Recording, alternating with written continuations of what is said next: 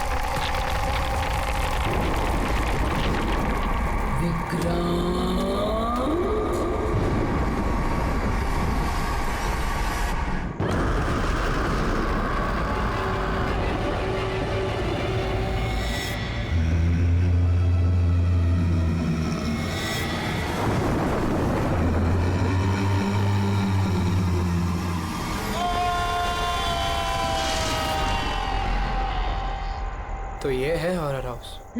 Adventure game. अरे क्या डर रहा है यार तू? मर्डर हम है ना साथ में। कुछ हो गया तो फिर मुझे क्या कुछ होगा नहीं यार? होगा यार। कुछ नहीं होगा। अरे सर आ गए। हॉरर हाउस चैलेंज तो ले रहे हैं आप सब लोग, लेकिन एक बात मैं आपको बता दूं, ये इतना आसान नहीं है। कमजोर दिल वालों के लिए तो बिल्कुल भी नहीं। ये वही हवेली है ना जहाँ 2 साल पहले एक फैमिली का मर्डर हुआ था? जी हाँ, पूरे हिंदुस्तान में इससे डरावनी जगह कोई भी नहीं है। बहुत लोगों ने कोशिश की और आज तक कोई भी ज्यादा देर तक यहाँ रुक नहीं पाया। तो बताओ, क्या आप लोग ये चैलेंज लेना चाहेंगे? जिमी यार, ऑल द बेस्ट। जिमी, तुझे डर नहीं लग रहा है क्या यहाँ पर? अरे डर किस बात का? मुझे सीआईडी ऑफिसर बनना है, एसीपी प्रद्युम्न जी की तरह। ब्रेव और strong. Morning sir. Good morning Jimmy. आज कैसे आना हुआ तुम्हारा? कैसे हो तुम? सर बहुत बढ़िया हूँ सर, एकदम आपकी तरह। मेरे तरह? सर अगर आपकी तरह रहूंगा भी तो बड़ा होकर आपके जैसे सीआईडी ऑफिसर बन पाऊंगा। अरे वाह, मेरे जैसे बनना है? सीआईडी में एसीपी बनोगे? और वैसे भी ये सब तो फेक है, कुछ रियल है ही नहीं, सिर्फ डराने के लिए बना है। कुछ देर अंदर रहेंगे फिर चल जाएंगे हम बाहर।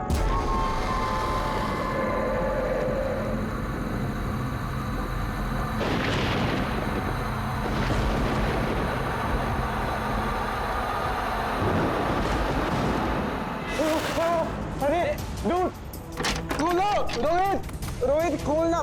जिमी। ठीक है जिमी। तो अब यहाँ से हम लोगों को अलग अलग जाना है। जिमी।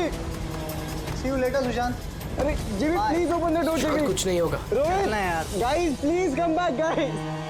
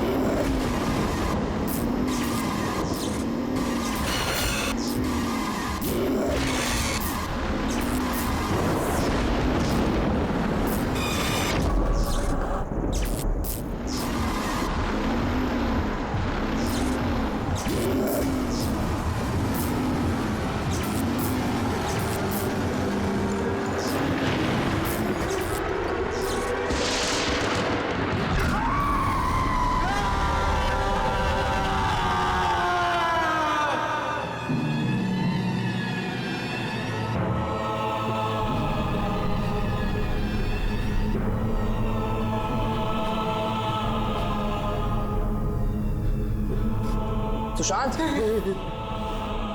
कहाँ जा रहा है? चल क्लास करें चल। सुशांत क्या हो गया? कल रात को तेरी मॉम का भी कॉल आया था। मुझे 2 दिन से बहुत अजीब न्यूज़ मिल रहा है, बात नहीं कर रहा, कुछ नहीं कर रहा। कुछ तो बोल। तू चल क्लास के लिए चल। कुछ तो प्रॉब्लम है।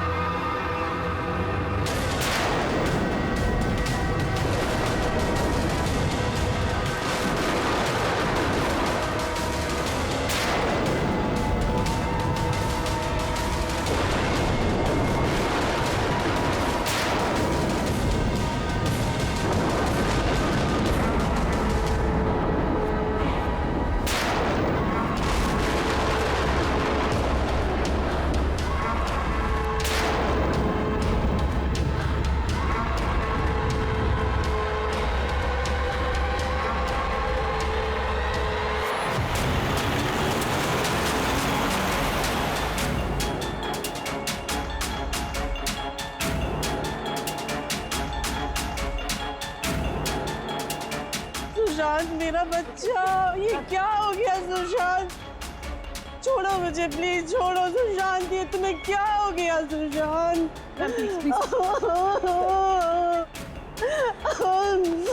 जिमी मेरा बच्चा, अब मुझे ठीक से बता, क्या हुआ? ये सब कैसे हुआ? सर वो कॉलेज आया और स्टेज चढ़ के ऊपर जा रहा था। मैंने उसे रोका कि चल क्लास का टाइम हो गया, चल साथ में। पर सर उसने मेरी बात सुनी ही नहीं सर। और वो टेरेस जाके मुझे उसे रोक लेना चाहिए था सर। अगर मैं उसे रोक लेता तो ऐसा नहीं होता सर। जिमी देखो बेटा, अपने आप को ब्लेम मत करो। क्या तुम्हें थोड़ी पता था कि ये ऊपर जाकर ऐसे करेगा? Don't blame yourself. नहीं सर, कुछ तो प्रॉब्लम थी सर। पिछले 2 दिन से सुशांत ऐसा ही है सर। ना किसी से बात करता है, बहुत अजीब बिहेव कर रहा था सर। मुझे उससे बात करनी चाहिए थी। अगर मैंने बात की होती तो सर शायद कुछ। अच्छा ये पिछले 2 दिन से क्या हुआ, क्या था, क्या प्रॉब्लम क्या थी? हैं? हम लोग सर उसको हॉरर हाउस लेकर गए थे। उसका मन नहीं था जाने का, फिर भी उसको फोर्स करके लेके गए थे सर। सुशांत भाई, भाई क्या हुआ? सुशांत तो तुम्हारा मतलब है कि हॉरर हाउस जाने के बाद से ही सुशांत? हाँ सर, कुछ तो हॉरर हाउस में ही हुआ था सर। हम सब भी डरे हुए थे, लेकिन सुशांत कुछ ज़्यादा ही डरा हुआ था सर। हम उसको सुबह उसके घर पर छोड़ने भी गए। हमें लगा था कि सोने के बाद ठीक हो जाएगा, लेकिन नहीं सर। परसों रात को ही उसके साथ कुछ हो चुका था सर। भाई मेरी बात सुन, तू सो जा, वो सिर्फ एक गेम था। हमने वहाँ जो कुछ भी देखा वो उसमें से कुछ भी रियल नहीं था, सब फेक था। मेरी बात मान।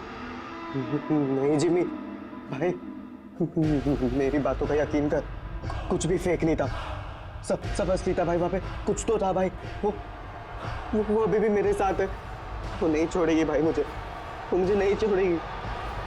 उसके बात करने के तरीके से मुझे लगा कि वो भी डरा हुआ है, लेकिन नहीं सर, सुशांत सही था। उसे किसी ने मार दिया सर, और वो बचा नहीं पाया उसे। किसी ने मार दिया सर सुशांत को सर।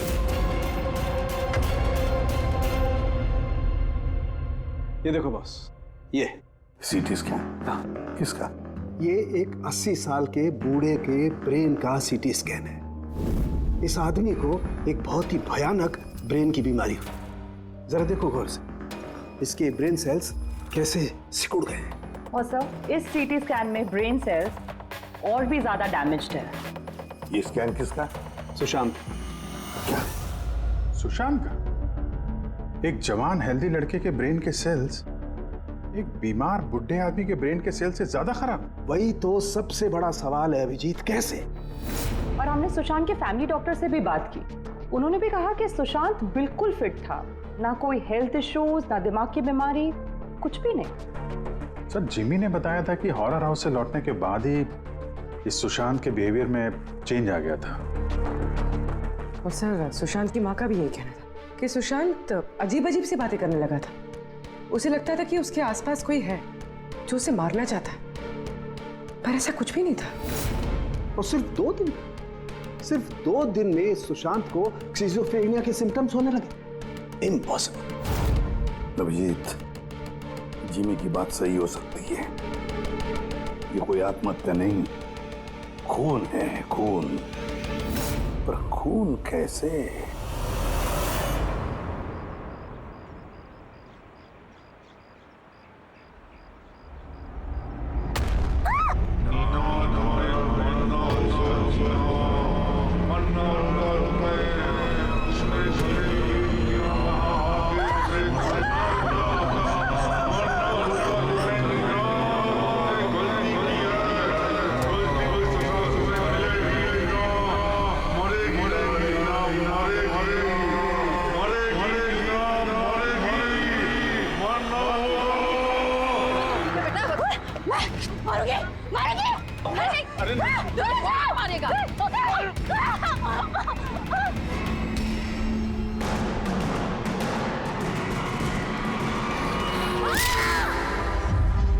लड़की बहुत डरी हुई सी थी।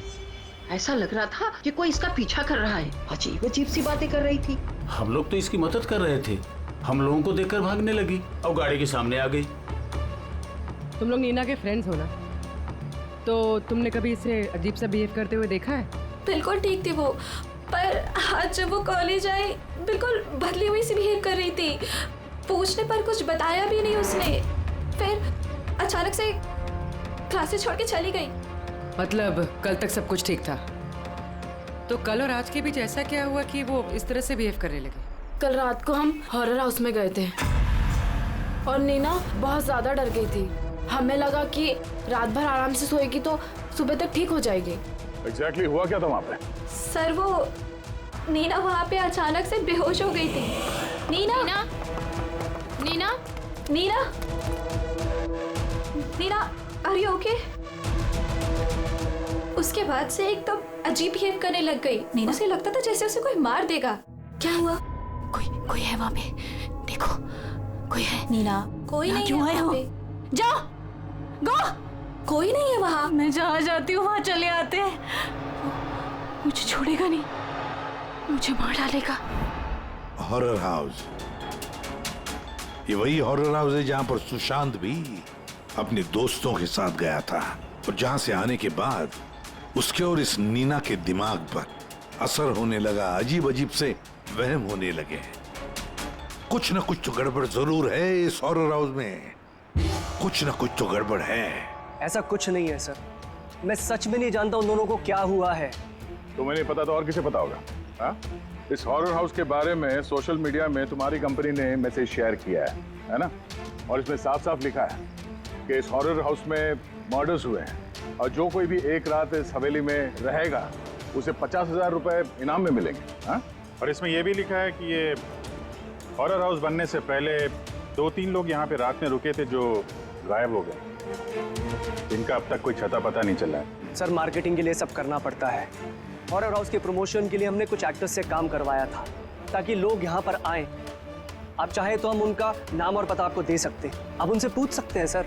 अच्छा, अगर ये सब तुमने मार्केटिंग के लिए किया है तो इसके पीछे असली कहानी क्या है ये बताओ।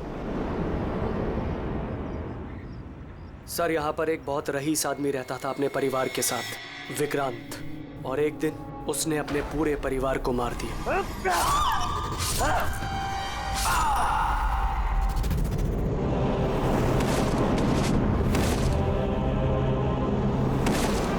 मुझे मार के सबको मार दिया मैंने, सबको मार दिया मैंने।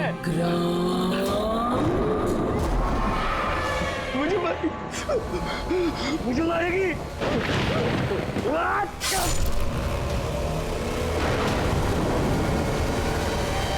हाँ सर, विक्रांत के बारे में मैंने न्यूज में देखा था। सर ये जगह वैसे ही भूत बंगले के नाम से बदनाम थी, तो क्यों ना इससे कुछ पैसा कमाया जाए। तो स्कूल और कॉलेजेस के बच्चों को ये चैलेंज देकर तुमने पैसा कमाने का नया तरीका निकाला, हाँ? मगर तुमने सोचा तुम्हारे लालच ने दो बच्चों की जान ले ली। सर, आपको पता है ना हॉरर हाउस क्या होता है? यहाँ पर सब कुछ नकली होता है सर। डराने के लिए डेड बॉडीज की जगह नकली एक्टर्स होते हैं, खून की जगह लाल रंग होता है, लाउड नॉइजेस होती है, दैट्स इट। सर, ऐसी कोई भी चीज नहीं होती जिससे किसी को खतरा हो। सर डॉक्टर सालुंके का मैसेज है। नीना के सीटी स्कैन से पता चला कि उसके ब्रेन सेल्स बहुत तेजी से उसी तरह डैमेज हुए हैं जैसे सुशांत के केस में हुए थे। अब बोलो, अगर ये सब नकली है, नाटक है, तो किसी के दिमाग पे इतना बुरा असर कैसे पड़ सकता है, हा? सर, मुझे इसके बारे में कुछ नहीं पता, मैं सच कह रहा हूँ। ठीक है, आज रात इस हॉरर हाउस में हम लोग रुकेंगे। पता तो चले बिजनेस के नाम पे यहाँ पे कौन कौन सा खेल खेला जा रहा है।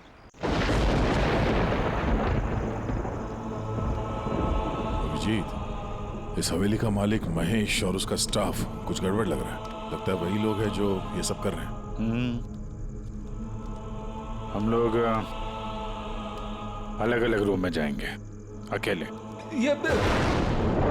इतना तो पता है ना सबको कि इन लोगों ने ऐसा कुछ इंतजाम करके रखा है कि जिससे सबको डर लगे, हैं?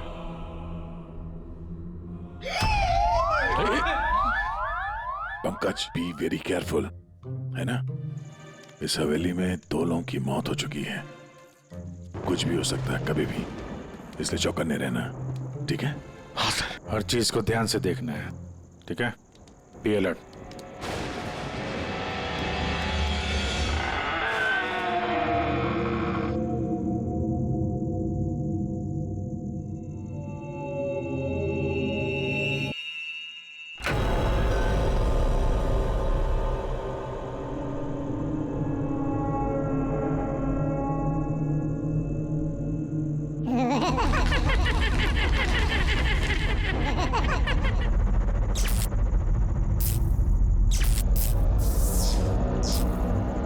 अगर दरवाजे तक जाना है तो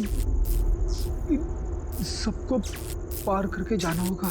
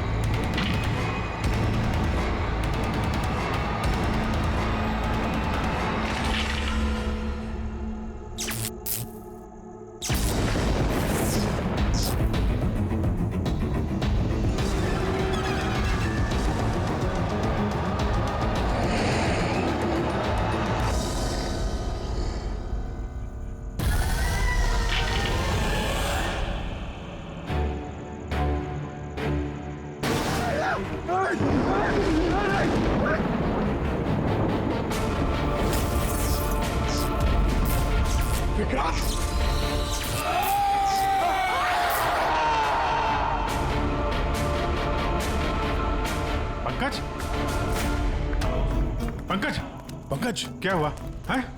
पंकज, क्या पंकज? संभाल के। तुम ठीक हो? ठीक तो हो? क्या हुआ? रेडी, इसे हॉस्पिटल ले जाओ जल्दी। पंकज, पंकज, चलो चलो। संभाल के। पंकज, क्या हुआ? क्या हो रहा है ये सब है? इसकी हालत देखी आपने? कौन सा खतरनाक खेल खेल रहे हैं आप लोग यहाँ पे? सर मैंने आपको बताया ना, यहाँ पे सब कुछ नकली है। जिन्हें आपने देखा होगा वो सब जूनियर एक्टर्स हैं, हाथ में चाकू लिए हुए। और सर वो विक्रांत की होलोग्राम इमेज है। सर यहाँ पर ऐसा कुछ नहीं है जिससे किसी को खतरा हो। तुम एक ही बात को 1000 बार कह लो, मगर एक बात साफ है, यहाँ कुछ तो है जो ठीक नहीं है। बॉस, पंकज की हालत अब पहले से बेहतर है। उसका सीटी स्कैन किया गया है और स्कैन में ऐसी कोई बात नहीं आई है जिससे कोई चिंता हो। ये बहुत अच्छी बात हुई कि आप लोगों ने बिल्कुल सही वक्त पर पंकज को हॉरर हाउस से बाहर निकाल दिया। समझ में नहीं आ रहा है, हम सब लोग थे वहाँ हॉरर हाउस में और कुछ कमरे ऐसे थे जहाँ पे थोड़ा डर लगे, घबराहट जैसी हो तो हम तुरंत दूसरे कमरे में चले जाते थे। पंकज ने भी यही किया होगा। सिर्फ उसी के साथ ऐसा क्या हुआ कि उसके दिमाग में इतना गहरा असर हो गया? सर ये सुशांत और नीना अपने अपने दोस्तों के साथ वहाँ हॉरर हाउस में गए थे, लेकिन असर सिर्फ इन दोनों पे ही हुआ। इनके दोस्तों पे कोई असर नहीं हुआ था, सब नॉर्मल थे। सर हो सकता है उस हॉरर हाउस के किसी खास कमरे में वो चीज हो जिससे इंसान के दिमाग पे बहुत बुरा असर करता है। ये पंकज, सुशांत, नीना उस कमरे में गए तो उनके दिमाग पे असर हुआ, बाकी के लोग उस कमरे में गए नहीं तो असर हुआ नहीं होगा। हो सकता है गया, हो सकता है, पर कौन से कमरे में, ये कमरा कौन सा है ये तो पता लगना चाहिए। सर मुझे वहां पे विक्रांत की डायरी मिली। जिस दिन उसने अपनी फैमिली का खून करके आत्महत्या की, उसके कुछ दिन पहले इसने लिखा है, या मैंने फिर से उन्हें देखा, उनकी आवाजें सुनाई देती हैं। वो लोग हर जगह पे मेरा पीछा करते हैं, मैं रात को सो नहीं पाता, किसी पे भरोसा नहीं है मुझे। उस शैतान ने सबको अपनी तरफ कर लिया है। और हैरानी की बात यह है कि इसके पहले जो कुछ लिखा है वो बिल्कुल नॉर्मल है, उसमें कोई खतरे और डर की बात नहीं है। जो कुछ भी हुआ है अचानक हुआ है सर, सुशांत और नीना की तरह।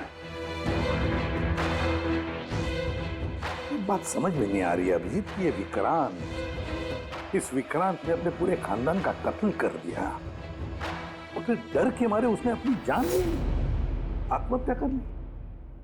नहीं अभिजीत, कुछ ना कुछ तो गड़बड़ जरूर है, कुछ ना कुछ तो गड़बड़ है। कहीं ऐसा तो नहीं कि सुशांत और नीना की तरह किसी ने विक्रांत को ही मार डाला? आत्महत्या नहीं, खून है विक्रांत का। पर क्या हुआ होगा विक्रांत के साथ, क्या हुआ होगा, पता कैसे चलेगा? सर, विक्रांत की फैमिली में सिर्फ एक लड़की जिंदा है, उसकी बड़ी बेटी राधिका। राधिका? सर, अगर मैं आज जिंदा हूं तो सिर्फ इसीलिए क्योंकि उस दिन मैं शहर से बाहर थी, एक ट्रिप पर गई थी और जब वापस आई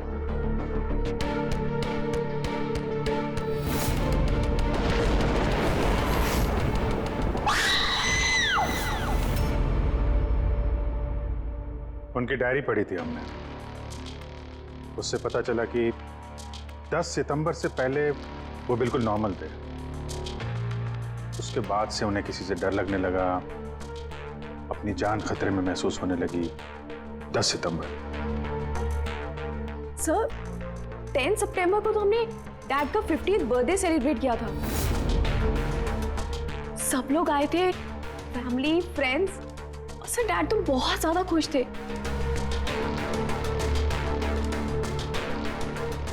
सर, बट डैड के बर्थडे के बाद ही उनका बिहेवियर चेंज हुआ था।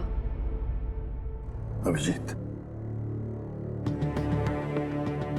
मतलब विक्रांत के साथ जो कुछ भी हुआ है उस बर्थडे पार्टी में ही हुआ है, पर क्या ऐसा क्या हुआ जिसकी वजह से विक्रांत परेशान हो गया, डिस्टर्ब हो गया? क्या हो सकता है? राधिका, आप बता सकती हैं उस दिन बर्थडे में कौन कौन आया था? उस दिन के फोटोग्राफ्स और वीडियो भी चाहिए हमें। पूरी रात पार्टी में विक्रांत बिल्कुल नॉर्मल लग रहा था, लेकिन लेट नाइट को उसका किसी के साथ तो झगड़ा हुआ। मैंने दूर से देखा था, बहुत जोर जोर से बहस हो रही थी। किसके साथ? अजय, विक्रांत का बेस्ट फ्रेंड। विक्रांत कैसा आदमी था? साहब, बहुत बड़ी गलती कर दी मेरे माँ बाप ने, अपनी बेटी की शादी विक्रांत से करवा के। साहब, उसे नहीं जीना था तो वो खुद मर जाता, लेकिन मेरी बहन और बच्चों को मारने की क्या जरूरत थी? विक्रांत के मरने के बाद तो सारी प्रॉपर्टी राधिका के नाम पे चली गई होगी ना? नो सर, विक्रांत के बिजनेस में या उसकी प्रॉपर्टी में राधिका का कोई इन्वॉल्वमेंट नहीं था सर।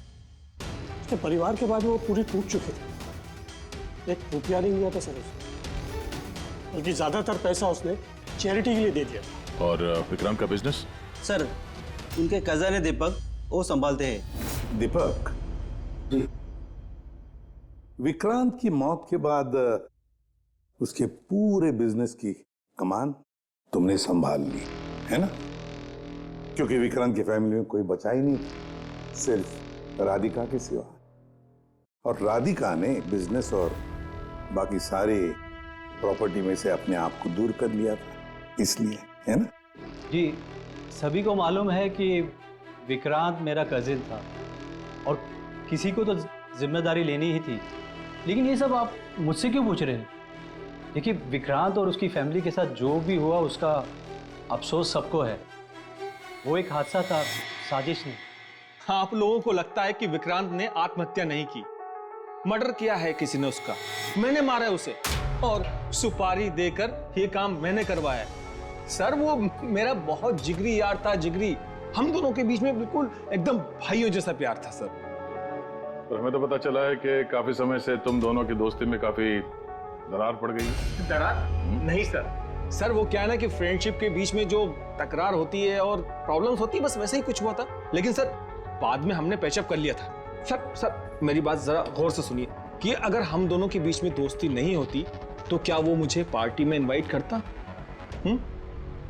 राइट।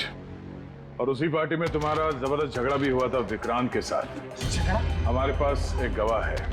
नहीं सर, नहीं, झगड़ा नहीं हुआ था। वो क्या था कि 3-4 पैक अंदर जाने के बाद बस हम दोनों हाइपर हो गए थे और उसके बाद हम दोनों में बहसाबाजी शुरू हो गई थी। That's it. हद करते हैं मैम आप लोग। पूरी दुनिया जानती है कि विक्रांत ने अपनी फैमिली का मर्डर करके खुद सुसाइड कर लिया। हो सकता है उसकी कोई बहुत बड़ी प्रॉब्लम हो, पुलिस ने भी ये केस क्लोज कर दिया है, तो आप फिर क्यों 2 साल बाद मुझे इस केस में फंसाना चाहती हैं? I mean, मैं ऐसा क्यों करूंगी? देखिए, हमें तो बस इतना पता चला है कि विक्रांत की कंपनी में बरसों काम करने के बाद भी आपको प्रमोशन नहीं मिला।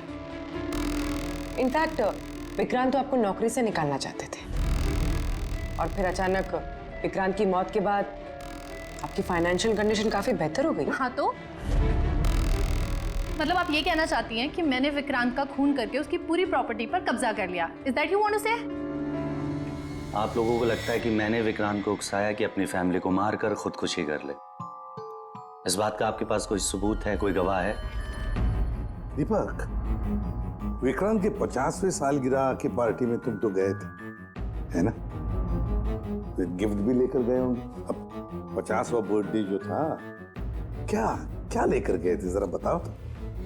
अजी, 2 साल में मैंने कई लोगों को अलग अलग गिफ्ट दिए हैं। कैसे बता पाऊंगा कि विक्रांत को क्या दिया था? मुझे कुछ ठीक से याद नहीं आ रहा। आई थिंक सिर्फ कार्ड ही दिया था। लेकिन सर, ये अचानक बीच में गिफ्ट की बात कहाँ से आ गई? और मुझे नहीं याद कि मैंने उसे क्या गिफ्ट दिया था। ये 2 साल पहले की बात है मैम।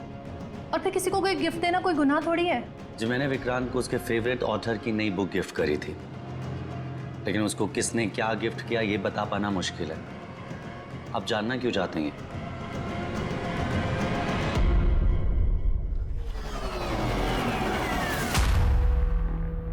इन सबसे पूछताछ कर लिया सर। ये चारों लोग, अजय, दीपक, दिव्या, नंदन, चारों गड़बड़ लग रहा है। सर, इन लोगों से सच उगलवाना बड़ा मुश्किल है। हाँ सर, 2 साल हो गए हैं इस बात को। कोई सबूत, गवाह मिलना थोड़ा मुश्किल है। इसी बात का फायदा उठाया है इन लोग। अगर इतना तो तय है कि इनमें से कोई एक झूठ बोल रहा है और वही है विक्रांत का कातिल। अभिजीत, फिर भी एक सवाल उठता है कि अगर किसी ने भी एक चीज गिफ्ट दी है जिसकी वजह से इंसान का दिमाग खराब होता है, तो फिर विक्रांत का ही दिमाग खराब क्यों हुआ उस चीज की वजह से? वहां पर और भी तो लोग थे उस घर में, उनको कैसे कुछ नहीं हुआ? हाँ सर, विक्रांत के परिवार में 5 लोग थे, नौकर चाकर अलग, उन्हें भी तो असर होना चाहिए था, पर उन पर कुछ नहीं हुआ। जैसे अब 2 साल बाद जितने भी लोग वहां पर गए थे, किसी पे कोई असर नहीं हुआ, सिवाय पंकज, सुशांत और नीना। पंकज बताओ, कौन से कमरे में गए थे और कैसे कैसे गए?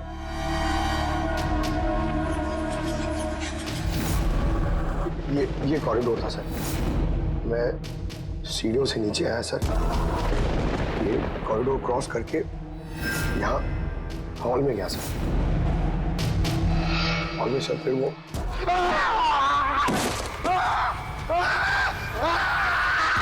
मेरा पैर पकड़ा सर, मैं घबरा गया सर। फिर मैं यहाँ से भागा, फिर इस कॉरिडोर में आया सर, और यहाँ पर कहीं पे शायद मुझे वो विक्रांत दिखा और सब में।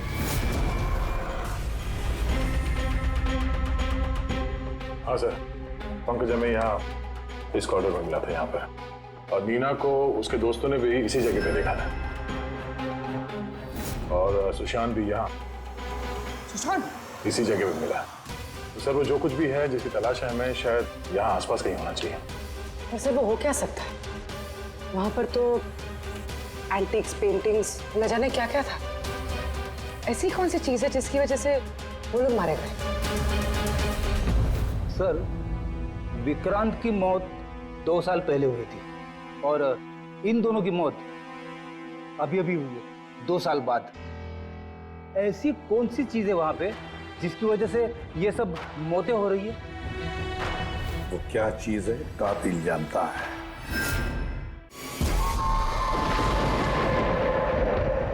सीआईडी की टीम ने ये कहा है कि उस रात पार्टी में जो कुछ हुआ वो हमसे एक बार फिर जानना चाहती है। इसी जगह जहां पार्टी हुई थी कि एग्जैक्टली हुआ क्या था, उस रात कौन कहां था और क्या कर रहा था।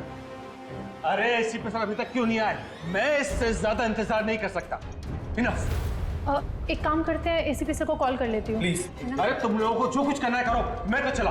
मैं यहाँ एक पल भी नहीं रुकूंगा। एक पल भी नहीं रुकना मुझे। अरे सुनो यार।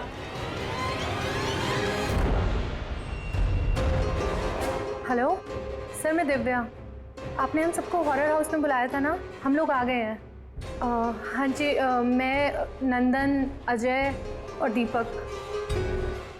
क्या आपने बुलाया ही नहीं? ऐसी कोई बात ही नहीं हुई? Okay sir. क्या हुआ? एसीपी का कहना है कि उन्होंने हमें बुलाया ही नहीं। अरे ये हो क्या रहा है? पता नहीं, शायद किसी ने हमारे साथ मजाक किया है। चलो चलते हैं यहाँ से। चलो जल्दी चलो। कहाँ चलते हैं? ऊपर से बाहर जाने का कोई रास्ता नहीं है। अब क्या करेंगे हम? कैसे निकलेंगे यहाँ से बाहर हम? कोई दूसरा रास्ता तो होगा। हाँ ढूंढो, दूसरा रास्ता ढूंढो निकलने का बाहर। चलो जल्दी होना चाहिए कोई रास्ता। एक काम करो, तुम वहां देखो, मैं वहां दिखता हूँ। अरे कोई है? प्लीज दरवाजा खोलो।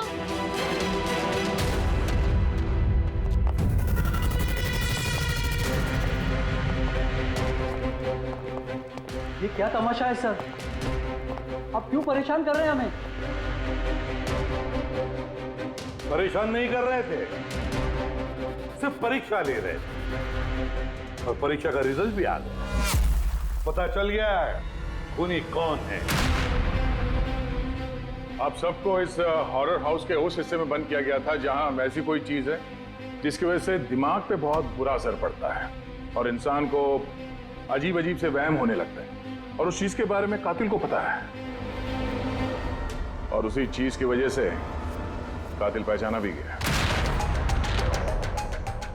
जाहिर सी बात है कातिल उस चीज को नोटिस करेगा, उससे दूर जाने की कोशिश करेगा, क्योंकि वो नहीं चाहेगा कि जहर वाला केमिकल का असर उस पे हो जाए। चारों तरफ दरवाजे बंद थे, वो भी यहीं फंसा था, इसलिए उसने उस चीज को छूने की गलती की।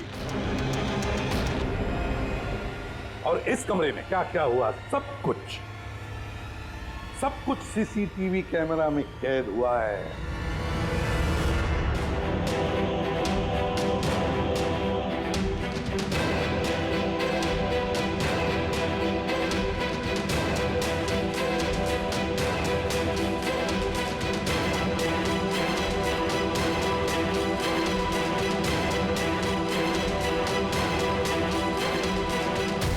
सबको लगता था कि विक्रांत एक अच्छा इंसान है, लेकिन ये सच नहीं था। वो बड़ा ही घटिया इंसान था। उसका अफेयर मेरी पत्नी से हो गया था। मेरी पत्नी को इस गलती का एहसास था। उसने विक्रांत से दूर जाने की बात कही तो विक्रांत उसे धमकाने लगा। कहने लगा तुम्हारे पति को बता दूंगा, उसको नौकरी से निकाल दूंगा। शर्मिंदगी में मेरी पत्नी ने खुदकुशी कर ली। और इसलिए तुम विक्रांत से बदला लेना चाहते थे? मेरा एक दोस्त केमिस्ट में था। मुझे उससे उस टॉक्सिन जहर के बारे में मालूमात पड़ी। मुझे पता लगा ये एक ऐसा केमिकल है जिससे इंसान दिमागी तौर पर बीमार हो जाता है। मैंने विक्रांत को गिफ्ट देने के लिए एक एंटीक लालटेन खरीदी और उसकी बत्ती को उस केमिकल में डिप करके उसे गिफ्ट दे दिया। जब विक्रांत उस लालटेन को जलाता तो उस बत्ती से उठने वाला धुआं कमरे में फैल जाता। विक्रांत पर उस जहरीले धुएं का असर वैसे ही होने लगा जैसा मैं चाहता था। धीरे धीरे वो पागल होने लगा और एक दिन उसने पागलपंती में अपने पूरे खानदान को खत्म कर दिया और खुदकुशी कर ली। किसी को ये बात की खबर तक नहीं हुई कि इस केमिकल की वजह से उसने इतना बड़ा कदम उठा लिया। और एक दिन केस बंद हो गया। बाद में विक्रांत के इस घर को महेश के फादर ने खरीद लिया। महेश ने इसे हॉरर हाउस बनाया और बिजनेस स्टार्ट कर दिया। लेकिन वो लालटेन अभी भी यहीं थी, स्टडी रूम में नहीं, कॉरिडोर में,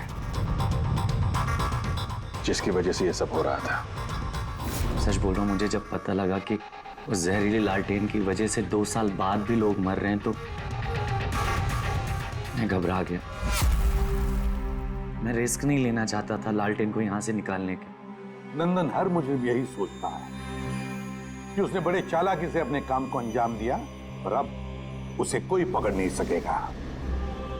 लेकिन सारे के सारे मुजरिम यही भूलते हैं कि कानून को कोई ज्यादा देर तक धोखा नहीं दे सकता। एक न एक दिन तो वो पकड़ा जाता ही है। नंदन, तुम्हारे इस बदले की आग ने कितने सारे लोगों की जानें ले ली। कानून तुम्हें कभी माफ नहीं करेगा। कड़ी से कड़ी सजा होगी तुम्हें, फांसी होगी तुम्हें, फांसी। For more updates, subscribe to our channel, click the show links and enjoy watching the videos.